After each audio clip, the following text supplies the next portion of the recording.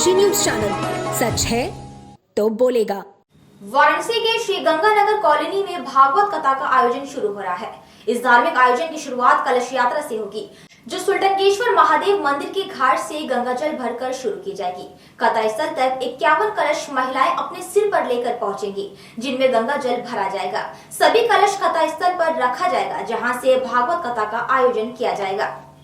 कथावाचक व्यास पंडित प्रवीण पांडे जी महाराज ने बताया कि आज के दिन से शुरू होकर कथा का आयोजन श्रद्धालुओं के लिए एक विशेष धार्मिक अवसर होगा।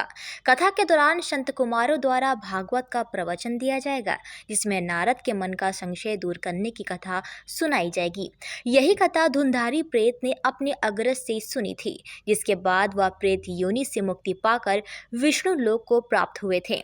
कथा व्यास ने आगे कहा कि भागवत श्रवण से जीव के सभी पाप कर्म मिट जाते हैं और आत्मा को शुद्धि मिलती है। साथ ही उन्होंने यह भी बताया कि जो भक्त भागवत कथा का वाचन करते हैं, उनकी समस्त मनोकामनाएं पूर्ण हो जाती है। विशेष रूप से कलश यात्रा में भाग लेने वाली महिलाएं, जिनके सिर पर कलश रखा जाता है, उनकी आत्मा पवित्र और निर्मल हो जाती है।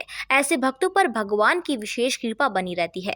पंडित प्रवीण पांडे ने यह भी कहा कि कलश यात्रा के दौरान तीनों देव ब्रह्मा, विष्णु और महेश के साथ साथ 33 कोटि देवी देवताएं भी कलश में विराजमान होते हैं, जिससे यह यात्रा और भी अधिक पवित्र और शुभ मानी जाती है।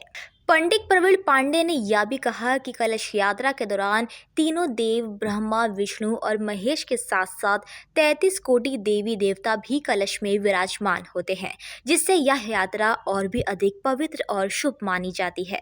जी कहते हैं कि सनातन में हमारे धर्मों में यज्ञ ही सबसे बड़ा हमारे जीवन का सार है और वही हम लोग करते आते रहते हैं। कहते हैं कार्तिक महीना सबसे पवित्र महीना माना जाता है वैसे हमारे धर्मों में, और वैसे भी गंगा के तट पे हम लोगों का जन्म हुआ काशी में, और काशी में गंगा के तट पे जन्म हुआ, तो इसीलिए विगत वर्ष हर वर्ष यहाँ पर जो है श्रीमद् भागवत महापुराण का आयोजन होता है समस्त ग्रामवासियों के सहयोग से।